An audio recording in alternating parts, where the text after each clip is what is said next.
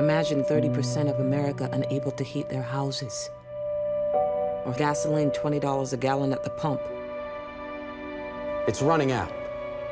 And 90% of what's left is in the Middle East. This is a fight to the death. I think we've got something that utilizes your specific skill set. His money's in a lot of dark corners.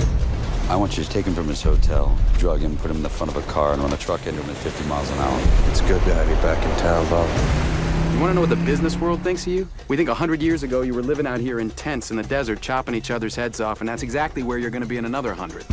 So yes, on behalf of my firm, I accept your money. It is illegal to offer gifts, money, or anything of value to influence foreign officials. This is all business we're talking about, right? You've just visited what could be the most profitable corporation in America. Provided the government approves the merger. Provided there's still chaos in the Middle East. Do you understand what that means? It's like somebody put a giant ATM on our front lawn. Corruption? Corruption is our protection. Corruption keeps us safe and warm. Corruption is why we win. Greetings, Janusian Nation. I hope this finds you well. This video is being filmed on October 11th, and it's very hard to keep up with the headlines. Three very important things, and I might even say historical things, have happened. One was the destruction of Nord 1 and Nord 2 pipeline, which was set up. Nord 2 had never been used, but had been set up to serve gas from Russia to Germany and the rest of Europe. Nord 1, Russia had not been using, or it had shut down after it had been titrating the amount of gas throughout the summer that it had been supplying to Europe. And the other second thing that happened that is of important mention is that OPEC Plus, which is OPEC is the Organization of Petroleum Exporting Countries, and OPEC Plus includes Russia. They're a cartel that manages the world's oil supply. They decided to cut oil production. The actual quota reduction, which was cited often in the headlines, was 2 million barrels. But OPEC has not been operating because of capacity constraints at its quota levels for some time. So the actual production cut is more akin to being around 1 million barrels a day, and that production cut is supposed to start at the beginning of November. And then the third thing of note was that a few days ago, on Sunday, the 9th of October, Russia began a bombing campaign which is destroying the electricity and water infrastructure of Ukraine. And if they keep going, they will, for another 5 or 6 days at this pace, from what I'm reading on the internet, that they will be unable to restore power or electricity to the Ukraine, at least through the winter. And so we'll talk about the significance of Nord 1, Nord 2 destruction and the Russian bombing campaign in the next video. But in this video, we want to focus on the OPEC cuts, which I believe came as a surprise to the market, and what that means for the relationship between Saudi Arabia and the United States. Now, I used to teach at both the UBC and U of C an oil markets course. The thing that I like to start the course out with is I would go back to the initial beginning of the modern oil industry, which happened in Pennsylvania near a town called Titusville, where a man named Colonel Drake drilled the first oil well. And I would talk about the process of that first oil well being developed and how it represented that first story of the beginning of the modern oil industry, represented the themes in the energy market, the oil market specifically, that have played out to this day. That it's like we're in a continuous cycle of these themes dominating and manipulating the oil market. Now, the things that I talk about in terms of the themes that have been with the oil market since its inception is that the oil market or energy markets are always in transition, the role of technological innovation, the fact that in oil particularly there are continuous boom-bust cycles, that there is a continuous attempt to capture or control the global oil supply. I discussed that right from the beginning there was a need for regulation. And then I talk about the concept of path dependency. And path dependency is just that the past is never really the past with us. We're always living with some legacy of the past.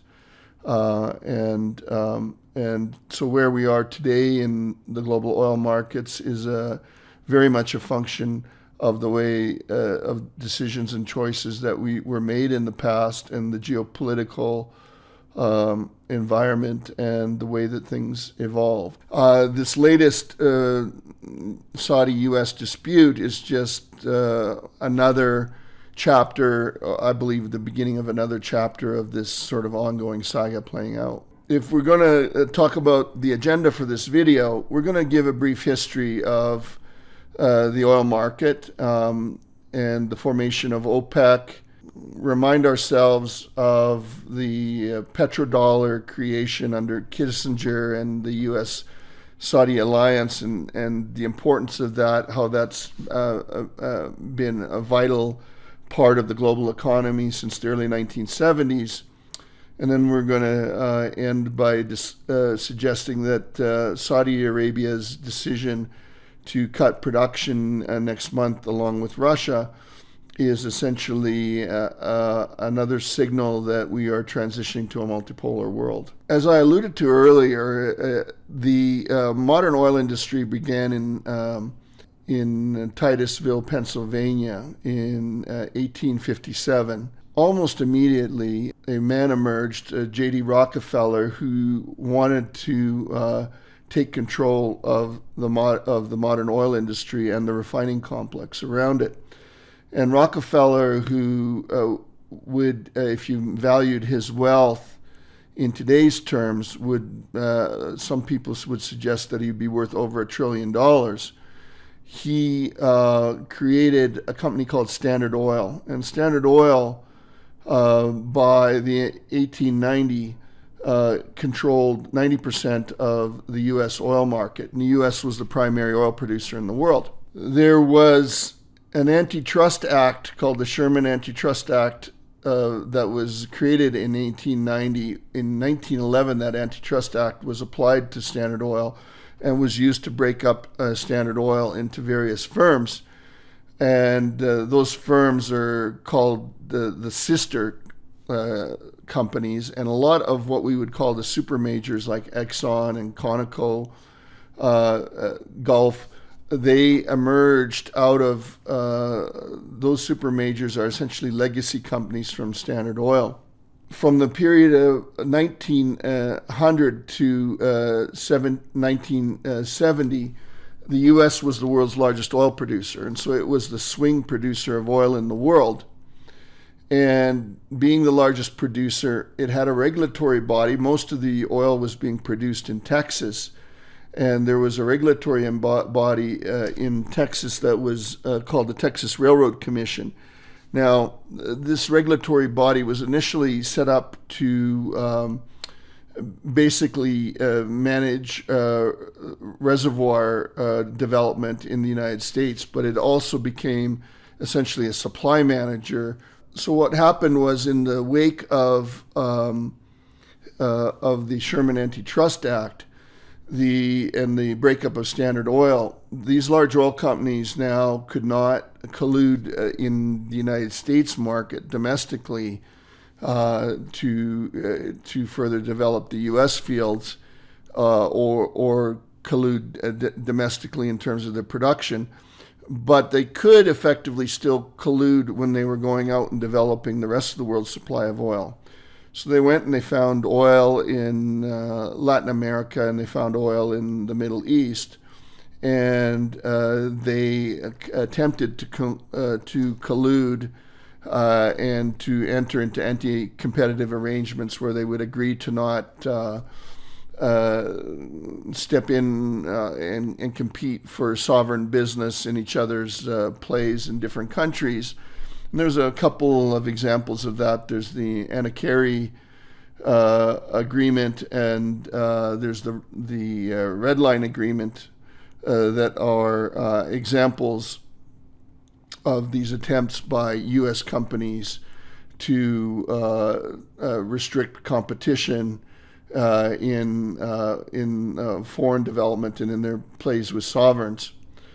The typical deal that the U.S. Oil companies would do when they went around developing foreign plays would be to enter into what was called a concession agreement, which was essentially a 50-50, at least in the beginning, a 50-50 profit sharing agreement where they would share 50% of the profits with the sovereign that they were developing, and the profits were based on the crude oil price. Now, this deal irritated the sovereigns in several ways. So one way was that to charge a transportation cost for a barrel of oil when that barrel of oil might not even go to the Gulf Coast. The other part was that most of these large oil companies from the United States that were legacy companies from Standard Oil, they were what we would call vertically integrated businesses. That is, that they owned often, at least at a minimum, they would own refinery complexes, and also they would own their own retail product like gas stations. So Exxon here in Canada is Esso, so Exxon would have oil production, and then it would have its refinery, it would have its, which is often considered midstream, part of the value chain, and then they would have, the Esso gas stations where they could sell their product. Why did the sovereigns resent this arrangement? Well, because the Texas Railroad Commission would set the U.S. supply quota so the quota of oil coming out of the U.S., and they could depress the crude oil price, but then the U.S. refiners could get a higher margin or make more money off of the refined product that they sold to the consumer ultimately. Sovereigns, of course, felt like they were being manipulated and treated unfairly in these agreements, and this led to resentment and led to some changes happening in terms of a breakdown of concession agreements. One of the ways that this manifested itself, which is still important to us in modern day, is that Iran had an election, and there was a Prime Minister of Iran, Mogadishu, and he nationalized and expropriated some of the assets of one of the super majors, British Petroleum. This happened in the early 1950s. And in 1953, the US and the UK sponsored a CIA and MI6 coup to overthrow Mogadishu, send him into exile, and put in place the Shah of Iran, who restored previous arrangements. Despite this happening, this trend of nationalization of oil companies amongst the sovereigns became a trend. OPEC, which stands for the Organization of Petroleum Exporting Countries, was formed in Baghdad in Iraq on October 14th, 1960. And the organization itself was modeled after the Texas Railroad Commission in terms of its regulatory structure. The five founding members of OPEC were Saudi Arabia, Kuwait, Iran, Iraq, and Venezuela. So OPEC was relatively ineffective the first decade in the 1960s as a cartel, in terms of its ability to supply manage. And the reason for that was that the United States was still the world's largest producer of oil and supplying the marginal barrel of oil to the global economy. However, of course, OPEC rose to prominence in the 1970s because the production started to decline in the United States, and the baton of being the incremental supplier of oil to the world passed to OPEC. Now, OPEC, then we saw there were two what we call supply shocks or crises around OPEC's supply management in the 1970s. In the early 1970s, there's a war between Egypt and Israel. And then in the late 1970s, Shah of Iran, who was dying of cancer, was overthrown in a revolution. And we call it a supply shock because, of course, oil being the number one input into the world's production processes, if OPEC successfully restricts production, then it's like shifting our, from an economics perspective, shifting our supply curve to a global or long-run supply curve to the left, and creating an inflationary response in the world because we get cost-push inflation because the scarcity of oil flows through into the production of all goods and services in the world. So the era of the 1980s through to the end of the 1990s was a time of global oversupply of oil. And it highlights one of the themes I mentioned and talk about in the course, which is the boom-bust cycle nature of oil. Now, why do we have a boom-bust cycle in oil? And the reason is because oil demand tends to grow incrementally, so just gradually, and it grows at a trend. Usually that trend is related or highly correlated with the real GDP growth in the world. Whereas supply is lumpy. So, and oil, it's lumpy in terms of comes on in large batches at a given period of time and then lasts a long time. But for example, I grew up in Saskatchewan, and we had a whole bunch of oil wells drilled on our farmland, and I'm still getting lease payments from wells that were drilled in the mid-1980s. And if you look at in Alberta here, where we will produce, let's call it an in situ steam-assisted gravity drainage SAGD facility to develop our oil sands, those facilities will come in at roughly 100,000 barrels a day of production. They will produce 100,000 barrels a day for 35 to 40 years. But they'll take 5 to 7 years to put a new one into production. So now you've heard me call OPEC a cartel. A cartel is when a group of business entities want to get together and manipulate the quantity produced in the market so that they can get a higher price. Theoretically, they would like to operate collectively as if they were a single price monopoly. That would be the ideal. OPEC was an ineffective cartel in the 1980s and 90s because of the tremendous level of oversupply and production that came on market as we developed so much oil in response to the high prices from the two oil shocks in the 1970s. Why couldn't OPEC just restrict their production levels and hence give themselves higher prices? It was because members would cheat on their quota targets. And one of the things I like to do when I teach this course in oil is I run a game theory example where students collectively get to pretend that they're OPEC members, and they get to choose their production quantity, commit it to OPEC, and then choose their actual quantity. And what they find out is that because there's no enforceability of the contract of the OPEC quota and non-verification of who's cheating, then you end up with a lot of cheating on the quotas and production that blows up, and prices that come in very close to what we call a perfectly competitive outcome in economics, where the power of the cartel completely evaporates.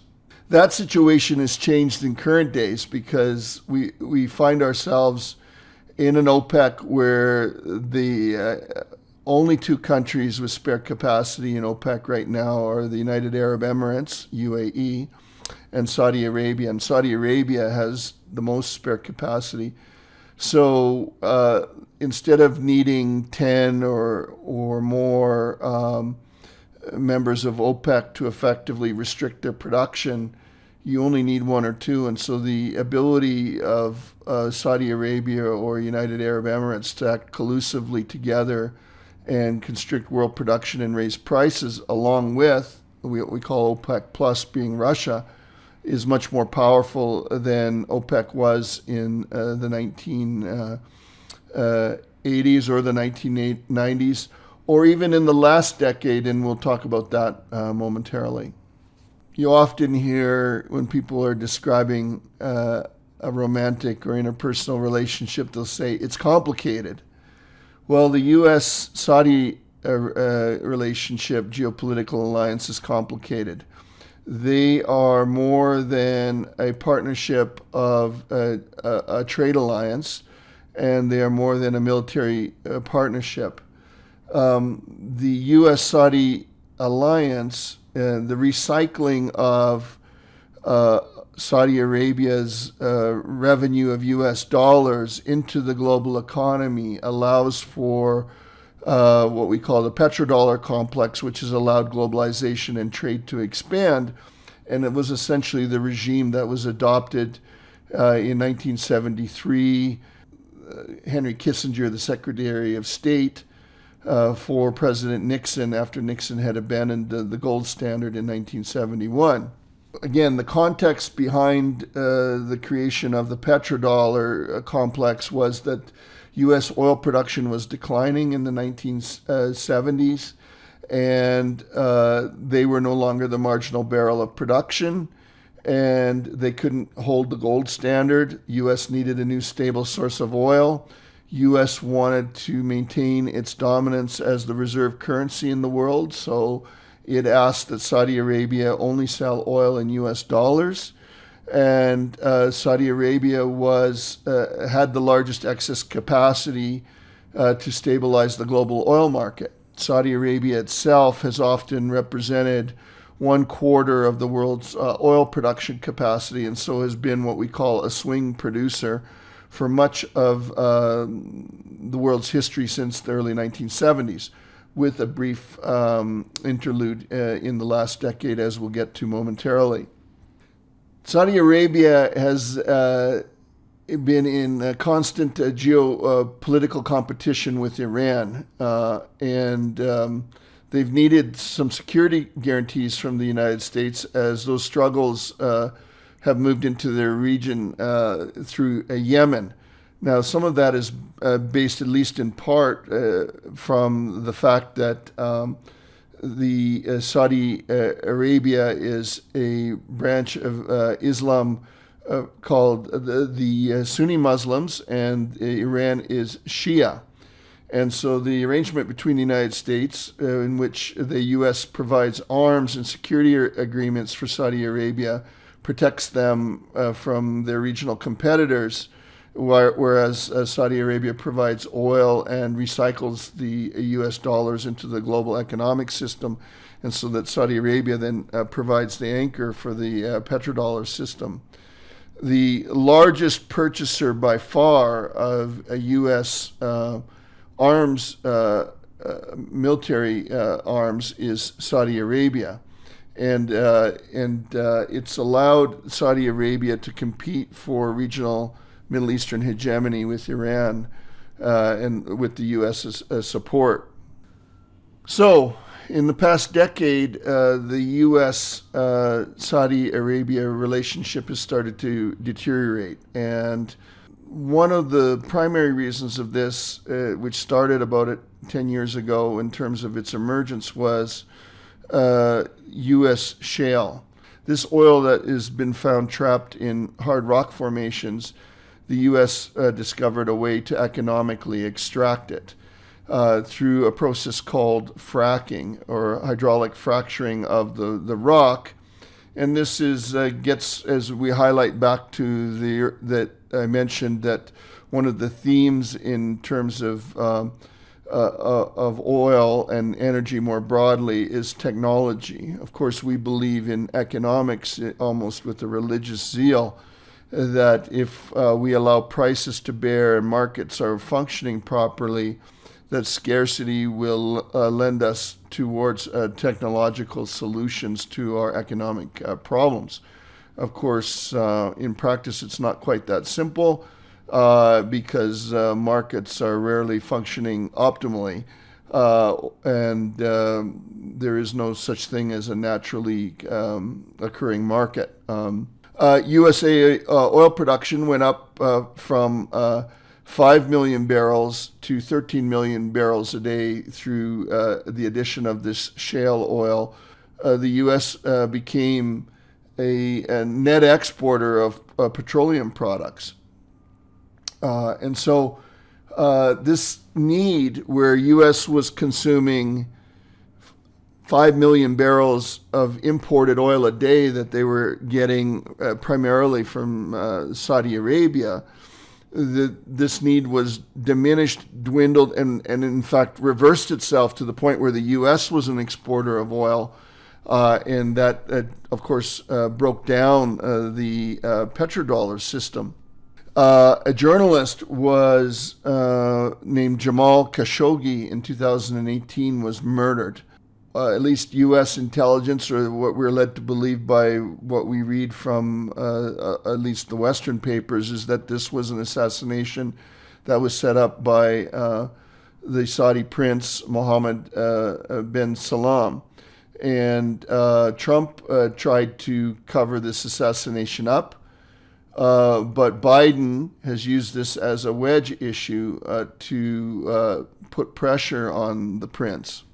The U.S., of course, has been also getting in on the energy transition towards promoting electric vehicles and moving off of a reliance of oil.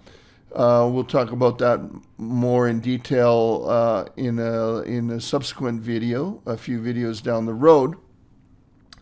But one of Biden's campaign promises was that he was going to end fossil fuels.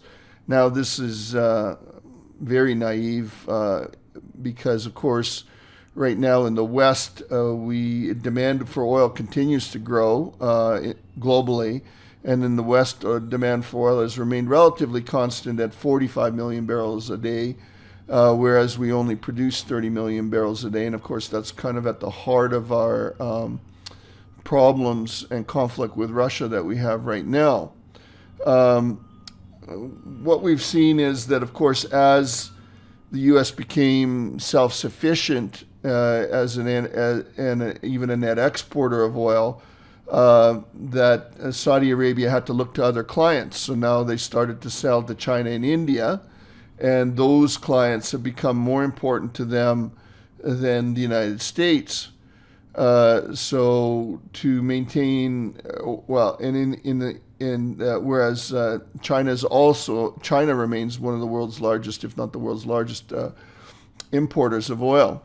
So they have been looking to maintain their global market share that's been slipping, Saudi Arabia in recent years, to China and India as their customers. Of course, not only did production grow dramatically in the United States through shale, but in Canada we had dramatic increases in production coming out of our oil sands development that came in basically the mid-aughts through to the end of the last decade. We saw a lot of increase in production from our oil sands. So when shale came to dominance in the latter half of last decade, we saw oil prices collapse. They were $115 a barrel in 2014, and they collapsed down to $45 a barrel at the end of 2014, and then went even lower, went to 16, or I should say, spent some period of time where they were in the 20s. And oil market under this shale boom that was happening became the ceiling for oil for the next 5 or 6 years. We have to throw the pandemic in the last part of that, of course, became $60. And so even the Saudis at that point had to admit that they were no longer the world's swing producer, that the role of swing producer had shifted back to the United States through its shale oil production. The problem with shale oil wells is that they're cheap to make and quick to bring online in terms of production, but they burn out quickly. So you get anywhere from 30 to 50% declines in each of the first 2 years in terms of the oil flow. So most of this oil production is coming out in the first couple of years. What we've seen now in terms of the data coming forward is that U.S. shale is looks like they've passed their productivity limit. Now, in addition to that, there was a problem where the oil market was typically built on where you get valued based on your production and your reserves. And the market didn't appreciate the need to sort of continuously drill these shale oil wells. And so there was actually a massive overproduction in shale oil wells that occurred in the latter half of the decade of the last decade. And the oil market, in terms of the investors, it was the S&P 500. Oil companies lost a record, and it wasn't even close, $550 billion in invested capital because they blew their brains out on overproduction and dropped the price too low, and they couldn't recover their costs. This has led, of course, to the kind of current environment that we're in, the problems that we have with a disinvestment in oil that's really happened since the emergence of shale in a big way in 2014. So in that interim period, the latter half of last decade, Russia and Saudi Arabia and OPEC more broadly came together, realizing that their interests were aligned as large oil producers to form a level of cooperation to perhaps mitigate or at least counterbalance the shale production in the United States. But before any of that could happen, of course, we went through COVID, and we were all in entire world was in lockdown. And interestingly enough, oil demand didn't collapse, but oil demand went from 100 million barrels a day roughly to 70 million barrels a day at the greatest amount of decline in history. But there was a lot of speculation that we were kind of reached peak oil demand, and that the green economy was going to supplant the need for oil. One of the things that happened, of course, in that interim period is those shale oil wells burned out. The economics of shale was coming to light, and we ended up in a situation where Saudi Arabia and China and Russia kind of came together in terms of an alliance and recognized that perhaps their incentives were more aligned than those incentives that where Saudi Arabia would be aligned with the West. We can broadly speaking, and we'll get probably more into this in the next video, but think about the world in terms of there's the commodity producers and the manufacturing producers. So the Saudi Arabia, OPEC, Russia, they create lots of the global commodities. China, as the world's manufacturing hub, needs those commodities to produce. And then the world, we've kind of become a world in the West that's dominated by services, where we've lost the ability for a lot of manufacturing. And in fact, we have this, as I mentioned, 15 million barrel a day gap between the oil that we consume and the oil that we produce. So this, of course, has sort of destabilized the incentive mechanism for the petrodollar and for US dollar hegemony as a reserve currency. And so we've got the threat of renewables to, eliminate that the West is wanting to move off of oil, and China emerging as the number one customer. And so we've seen this general shift in alliances occurring where countries that are still developing and want to have stable and sources of oil and gas are, like India and China, are happy to increase their relationship with Saudi Arabia and Russia. One sign of the breakdown of this global order as we're moving to this multipolar world is that we have seen that most recently the United Arab Emirates canceled a contract for F-35s with the United States because the United States demanded that they not do business with China's tech company Huawei, or cancel the F-35 fighter planes. And so the UAE, again, one of the two countries in OPEC that has spare capacity, just went ahead and canceled the F-35 contracts from the U.S. So what we're getting here as we sum things up is that we've got a U.S. shale production right now that has reached a productivity plateau and appears to be declining. We have a labor shortage in the United States and cement shortage, steel shortages, as we've had as a consequence of COVID, economic contraction during COVID.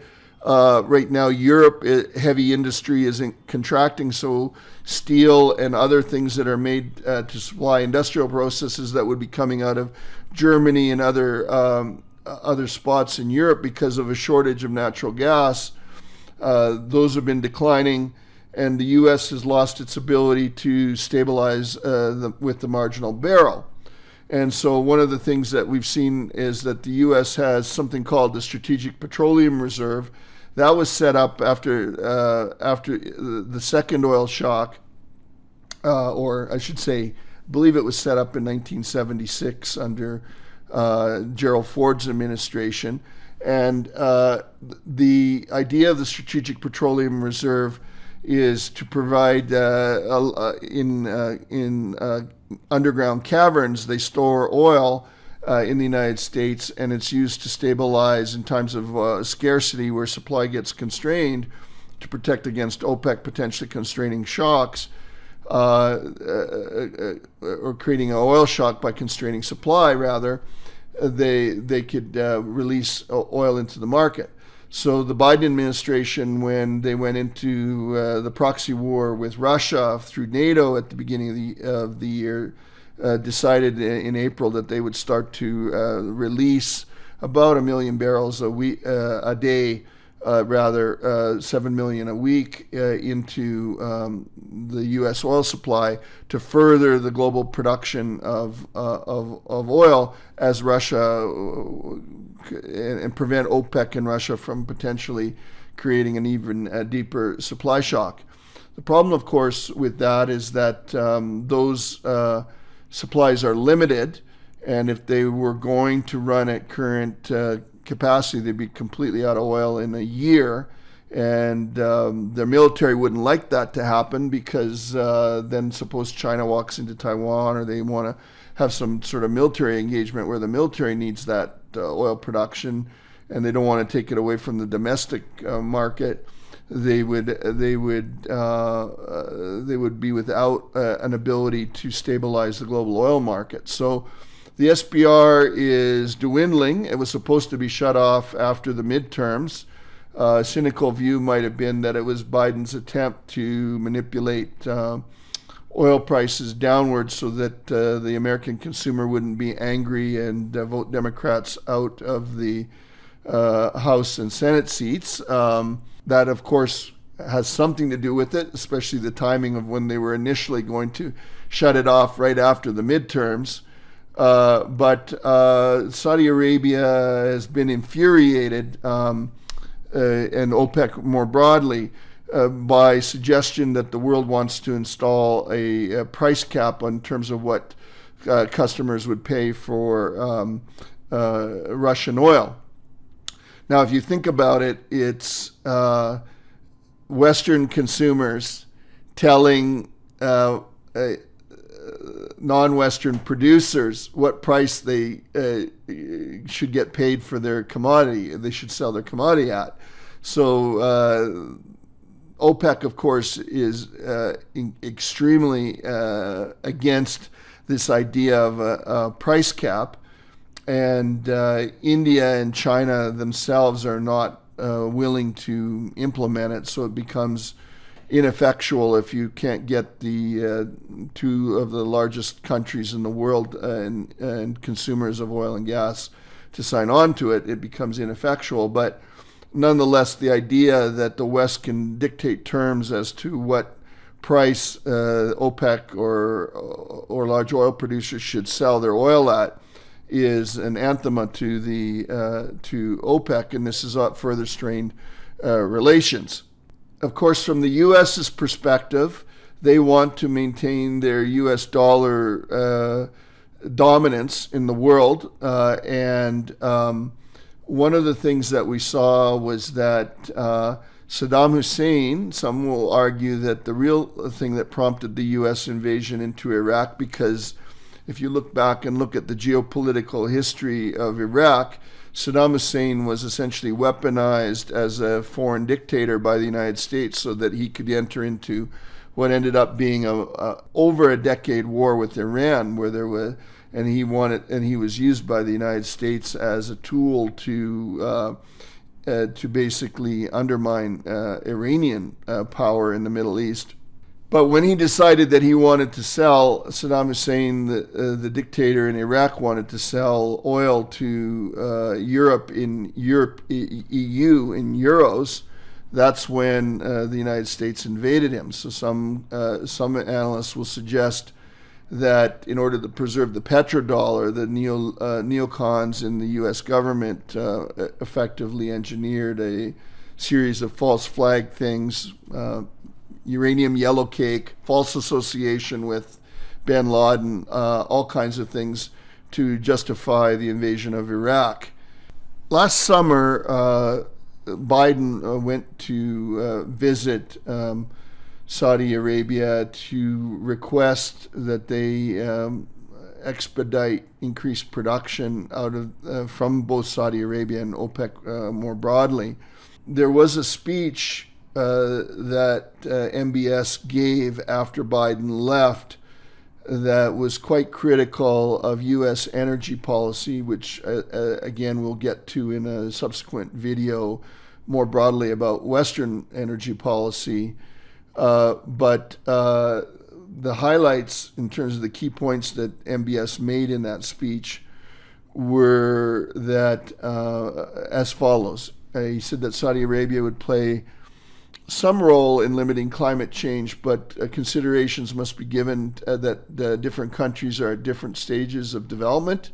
That was the first point. The second point was that Saudi Arabia would only put marginal investment in the future to boost oil production capacity. I believe right now Saudi Arabia is planning on increasing production by 1 million barrels a day sometime in 5 years from now. So to put in context, when the world is growing at a normal pace, oil demand is growing somewhere between 1 million and 2 million barrels a day. We will make the case to our Genusian audience in a subsequent video that we've had over $2 trillion worth of disinvestment in the oil industry since 2014, and that there are no global inventories left. That we're going to have a severe energy crisis coming, irrespective of how this issue with Russia and Ukraine get resolved. The third point then was obvious that since he refused to commit to additional capacity, he said it's up to the West to secure its own energy security. So if you think about that, what that means, it means that the United States, if they want to preserve the petrodollar system or the U.S. as the reserve dollar currency, that they're responsible effectively, if they want to stabilize oil prices in this environment, they have to come up with 15 million barrels of oil a day that are not being made in the West. So Biden has looked for other sources, Brazil, Venezuela. I think the obvious source might be the one that they hasn't looked at. I've got a friend who's an executive at Shell in Texas, and he says, we don't understand why Biden doesn't go to Canada. Well, Biden canceled the major pipeline, the XL pipeline, as a campaign promise when he came into government. It was a pipeline that was canceled by Obama, reinstated by Trump, and then recanceled by Biden. So we've had this political football of inconsistent U.S. energy policy. That's the happy news on this episode. We're moving towards a multipolar world. Saudi Arabia has aligned itself with Russia and China, and the world's producers of stuff are basically in conflict with the world's consumers of stuff, which is the West. And they don't like the paper printing or the fact that the U.S. dollar there's been too much U.S. dollars put out there by the fiscal profligacy of the U.S. government. And they don't like getting paid in U.S. dollars anymore. They don't see their customer long-term as the U.S. And so we're moving away from this unipolar world to a multipolar world. So then in the future episodes that are coming up, I want to really enter into thorny waters here. I promised I would irritate some of you at some point.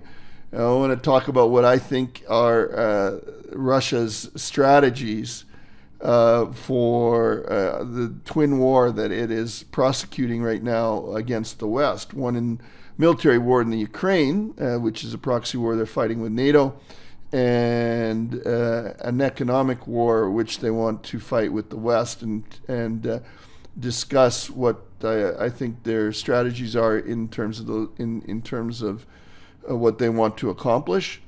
And then 2 episodes down the road, I think we want to start maybe looking at addressing the crisis beyond the crisis. So regardless of how you think the Russo-Ukrainian conflict gets resolved, we're going to make the case that right now we've had very, very bad energy policy, irrespective of the question of energy security, which is not a thing that you can say irrespective of energy security when you've been planning a proxy war with Russia for 8 years since 2015.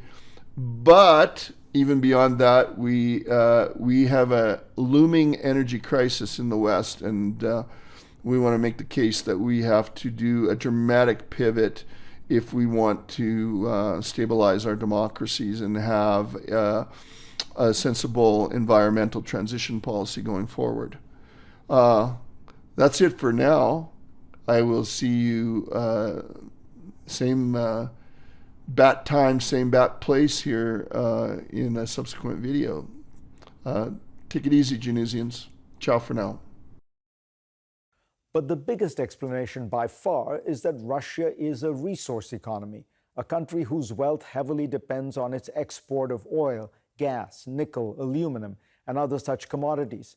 And those have been largely shielded from sanctions because the West realizes that the world relies on these inputs, and banning them would cause as much pain to consumers as to Russia, the producer.